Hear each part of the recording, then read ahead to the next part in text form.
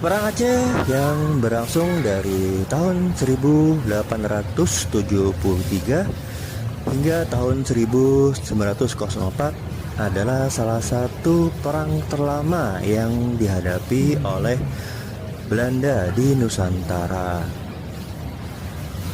Dalam perang ini, Belanda kehilangan ribuan tentaranya dan banyak juga perwira tingginya yang tewas. Salah satunya adalah Jenderal Kohler. Ini adalah batu nisan dari Jenderal Kohler yang tewas dalam penyerangan ke Aceh. Dia lahir di Groningen tanggal 3 Juli tahun 1818. Dan di sini kita melihat Jenderal Mayor J.H.R. Kohler meninggal di Aceh. Nah, ini kita lihat ada lambang dari bintang David yang ada di atas. Jenderal Kohler sendiri tewas saat penyerangan ke Istana Kesultanan Aceh.